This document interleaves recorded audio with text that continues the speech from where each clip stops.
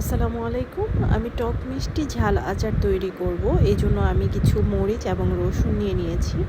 এই লাল মরিচগুলো আমি আমার বাজার থেকে কিনে নিয়েছি। এগুলো কি মরিচ আমি নাম জানি না। আর কিছু রসুন আমি ছুলে নিয়েছি। সেই সাথে আমি এখানে কিছুটা সরিষা বাটা নিয়ে নিয়েছি। আর এর সাথে আমি এখানে নিয়ে নিয়েছি হচ্ছে শুকনো মরিচ গুঁড়া, হলুদ গুঁড়া এবং পাঁচফোড়ন আমি আগে থেকেই গুঁড়া করে নিয়েছি। এখানে আমি গোটা মশলা দিয়ে তৈরি করা আমের আচার নিয়ে নিয়েছি। এই আচারটা আমি মিক্সড আচার করার জন্যই তৈরি করে রেখেছি। এখন আমি চুলায় একটা প্যান বসিয়ে নিচ্ছি এবং চুলার হিটটা আমি মাঝারি টু হাই হিটে রাখছি। আমি 1.5 কাপের মতো সরিষার তেল দিয়ে নিয়েছি এবং তেলটা গরম হওয়ার জন্য আমি কিছুক্ষণ অপেক্ষা করছি। তারপর আমি মরিচ এবং রসুনগুলো এর মধ্যে দিয়ে দিচ্ছি। রসুন মরিচগুলো দেওয়া হয়ে গেলে আমি এটাকে খুব ভালোভাবে নেড়ে চেড়ে একটু কষিয়ে নিব।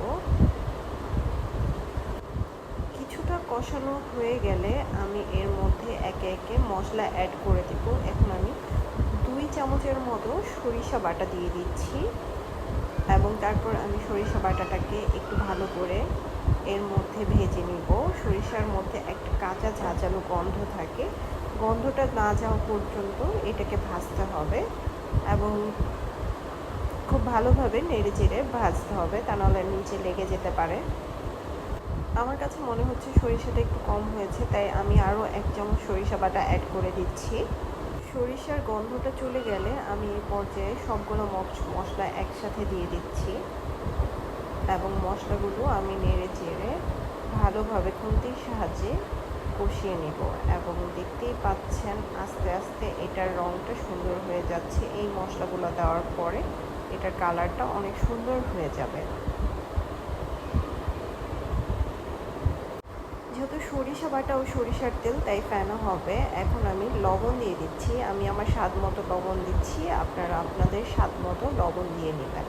এখন আমি গোটা মশলা দিয়ে তৈরি করা আমের আচারটা মিক্সড করে নিচ্ছি।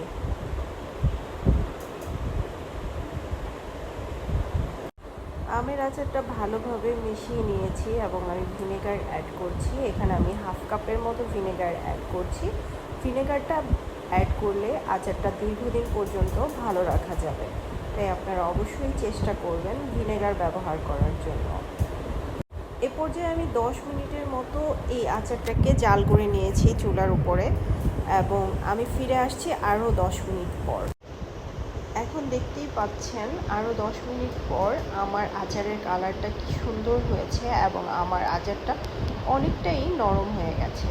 আমার যে রসুনগুলা এবং মরিচগুলা সেটা অনেকটাই পানি শুষে নিয়েছে এবং সেটা দেখতেও অনেক লোভনীয় মনে হচ্ছে। এখন আমি কিছুটা পাঁচফোড়নের গুঁড়া দিয়ে এটাকে নেড়ে চেড়ে নেব এবং শেষের দিকে কিছুটা পাঁচফোড়নের গুঁড়া দিলে আচারের স্বাদটা আরেকটু ভালো হবে, তাই চেষ্টা করবেন আচার নামানোর আগে কিছুটা পাঁচফোড়নের গুঁড়া দিয়ে আচারটা নামানোর জন্য। এই পর্যায়ে আমি চুলাটা বন্ধ রেখে কিছুক্ষণ অপেক্ষা করব।